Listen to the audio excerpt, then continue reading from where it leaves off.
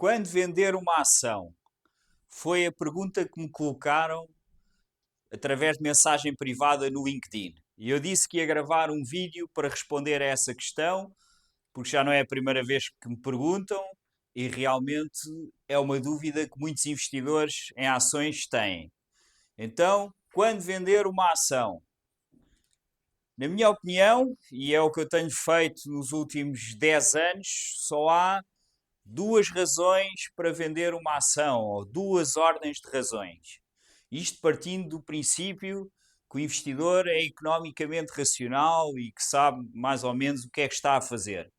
Então a razão A é quando os motivos de compra se tornaram inválidos. A partir do investidor, quando comprou as ações, terá sido por determinados motivos. Por exemplo, o investidor considerava que as vendas daquela empresa iam crescer muito. Considerava que um medicamento ia ser aprovado pela FDA. Considerava que os preços de comercialização daquele produto, daquela empresa, iam subir. Que a empresa ia apresentar resultados melhores que o esperado. Que era um setor que ia ter um enorme crescimento no futuro. Enfim, há uma série de razões que devem ser quantificadas, já vou falar sobre isso daqui a pouco, mas depois, no fundo, essas razões no futuro revelar-se-ão corretas e manter-se-ão válidas, ou então não, tornar-se-ão inválidas. Lá está, o investidor considerava que as vendas iam crescer, imaginem, 10% ao ano. E depois, afinal, decrescem 5%. Logo aí o investidor pensava que isto ia crescer e afinal não cresceu. Ou seja, o motivo de compra tornou-se inválido. Ou então pensava que eles iam adquirir aquela outra empresa que ia projetar a expansão internacional e afinal não adquiriram. Ou seja, havia um motivo para comprar e depois o motivo deixou de ser válido, não se concretizou. E essa é uma razão de venda das ações. A segunda razão, a razão B, é quando o potencial foi cumprido. Ora, nós compramos ações porque elas têm um determinado potencial de valorização.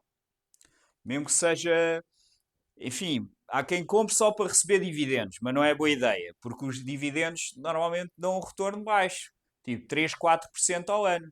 Ora, 3, 4% ao ano podem ser obtidos nas obrigações do Tesouro, que têm menos risco do que os dividendos das empresas. As empresas, quando entram em dificuldades, cortam os dividendos. Ou então a pessoa está a receber 3% de dividend yield e a ação cai tipo 30% ou 40%, e eliminando o ganho que foi obtido com os dividendos. Portanto, quando o potencial foi cumprido, e quando é que nós temos, ou melhor, como é que nós calculamos o potencial? Só precisamos de calcular 4 variáveis. Há pessoas que acham que tem que se fazer uma data de contas e tudo, mas não, são só 4. São estas 4. Qual é que vai ser o crescimento das vendas? Por exemplo, vamos imaginar que vai ser 7% ao ano. 7% ao ano. Claro que depois na prática não vai ser 7% todos os anos. Isto é uma média anual. Nos anos há de ser 5%, noutros 9%, noutros 12%, noutros 3%. O que interessa é ir cumprindo mais ou menos a média. Mas imaginar 7% ao ano. Margem líquida, quanto é que vai ser? Normalmente quando compramos ações de uma empresa é porque pensamos que ela se vai tornar mais lucrativa, que as margens vão aumentar. Por exemplo, uma empresa lucra só 5% daquilo que vende por ano. Mas a minha expectativa é que ela se torne mais eficiente e que também com a escala, com o aumento das vendas, as margens vão aumentando. E que a margem então vai expandir-se de 5% para, vamos imaginar, 10%. 10%. Portanto, eu acho que a margem líquida vai ser 10% daqui a 10 anos. Fazemos previsões, tem que ser sempre daqui a 5 anos, vá, 5 ou 10 anos, ou mais, ou 20 anos. Nunca pode ser para um ano só, porque isso é muito. Um ano é muito imprevisível, há muita volatilidade de ano para ano. Quando nós vemos tendências fundamentais de longo prazo, depois só fazemos previsões a 5, 10 ou 15 ou 20 anos. Médio e longo prazo. A terceira variável é o PER, Price to Earnings Ratio, o múltiplo dos lucros. Quanto é que os investidores vão pagar por aqueles lucros? E normalmente queremos investir em empresas em que o PER pode expandir-se. Por isso é que eu gosto muito de ações com um PER baixo, porque se o PER for baixo, pode-se expandir. Se o PER já for alto, já é mais difícil, não é? Se o PER, imaginem, for 10, pode muito bem expandir-se para 25. Mas se for 50, já é um bocado.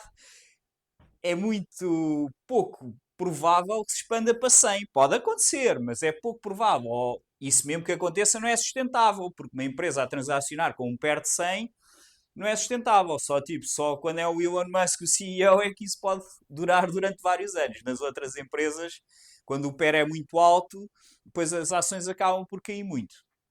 Normalmente. Portanto, eu aqui quero, à partida, que o PER seja baixo e depois quer que ele se expanda. E então, neste caso, eu vou pensar que o PER vai ser 25. PER 25. E o número de ações? O que é que vai acontecer ao número de ações? As empresas tanto emitem novas ações e o número de ações aumenta, como compram ações próprias e o número de ações diminui. E nós, à partida, queremos empresas em que o número de ações ou se mantém estável ou até que vai diminuindo um bocadinho todos os anos, porque a empresa compra ações próprias, é muito lucrativo e compra ações próprias. Então, neste caso, eu vou pensar que o número de ações vai diminuir 2% ao ano, menos 2%. Ok. Basta meter estas 4 previsões, para eu determinar qual é que vai ser a cotação do futuro, tendo em conta estas previsões. Vamos agora imaginar que é aqui a 10 anos. Okay? Como é que eu faço estas contas? Através de uma calculadora destas, que é uma calculadora financeira, HP 12C Platinum, ou no Excel também dá. Também é muito fácil. Portanto, vamos imaginar que as vendas desta empresa eram 1000 milhões. 1000 milhões. Que a margem líquida à partida, como eu tinha dito, era 5%. Que o PER era 10 e vai passar para 25. E que o número de ações era, também vamos imaginar que vá 500 milhões e que vai diminuir os 2% ao ano. Então, se as vendas são agora 1000 milhões, por exemplo, em 2025 foram 1000 milhões e vão crescer 7% ao ano, 7% ao ano durante 10 anos, isto significa que daqui a 10 anos, se as minhas previsões se cumprirem, ela vai ter vendas de 1.967.000 milhões de euros. Não é? Não é 1.960, é 1.967 milhões de euros. Passou de 1000 milhões para 1.967. A margem líquida, se era 5%, era 5%, portanto, a empresa lucrava 50 milhões aqui, 5% de 1000 milhões, e vai passar para 10%, que é 196,7 milhões de euros. Aqui, isto é a margem líquida. O PER, que era 10, logo a empresa se lucrava 50 milhões e o PER era 10, o valor de mercado era 500 milhões. E agora o PER passou para 25, é 25 vezes isto, vezes 196,7. 196,7 vezes 25, 4.917 milhões. 17,5 milhões. É quanto a empresa deverá valer no futuro se estas estimativas se revelarem corretas. E o número de ações vai diminuir 2%, era 500 milhões logo. Aqui isto significa, se o número de ações era 500 milhões e o valor de mercado era 500 milhões, significa que a cotação era 1 euro. E agora o número vai diminuir 2% ao ano. Esperem aí só um segundo. 500. Era 500 e vai diminuir 2% ao ano. Durante 10 anos dá 408. Passou de 500 milhões para 408 milhões. O número de ações. 4.917 milhões,5. Valor de mercado a dividir por 408 milhões de ações dá 917,5 a dividir por 408 dá 12,05. 12,05 euros. Portanto, a cotação vai subir de 1 para 12. Certo? Perceberam? Não é muito fácil. Não é muito, quer dizer, é fácil, é fácil, é preciso um bocadinho de prática.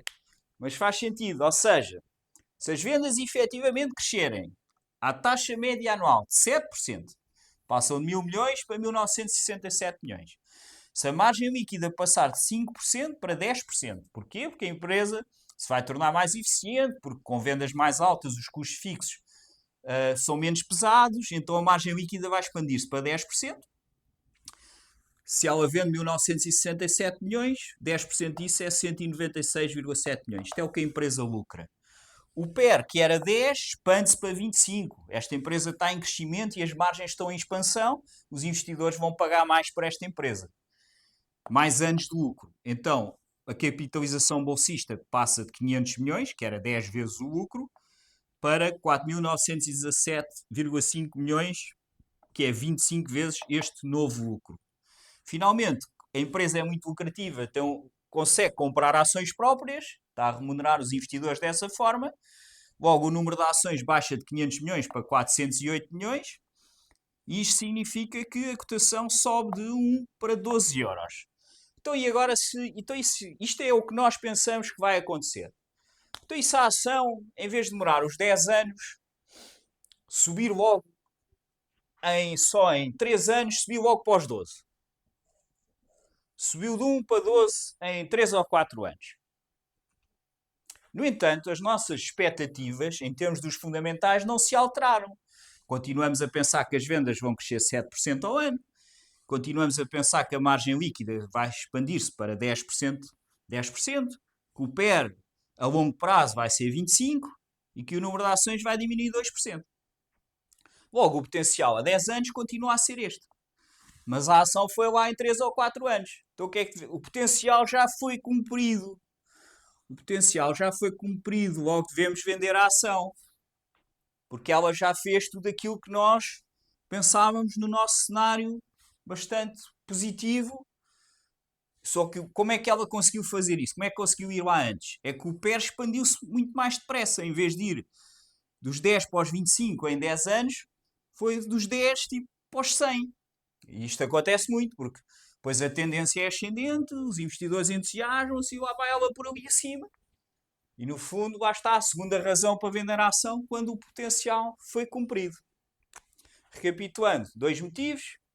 Compramos por determinados motivos. Lá está, aqui pensávamos que as vendas iam subir 7%, mas afinal só subiram 1%. Pensávamos que a margem líquida ia passar de 5 para 10 e afinal diminuiu de 5 para 3. Pensávamos, e aqui não faz sentido, ou por exemplo, aqui no número de ações, pensávamos que ia diminuir 2% ao ano, ou seja, que a empresa ia comprar ações próprias. E afinal o que fez foi emitir novas ações. Porque os gestores querem muitas novas ações e pagam-se a si próprios principescamente. Então os nossos motivos de compra estão a deteriorar-se, estão a começar a ficar inválidos. E se tornarem mesmo inválidos, já não tiver cabimento nenhum ter estas expectativas, então também devemos vender a ação. No fundo é isto, são estas duas razões. Quando os motivos de compra se tornaram inválidos e quando o potencial de valorização já foi cumprido. Espero ter ajudado nesta enormíssima questão, quando vender uma ação. Portanto, não é porque quebrou este nível, não é porque subiu 50% em um mês, não é porque saiu aquela notícia, uma notícia qualquer que até pode ser muito pouco relevante. É por isto.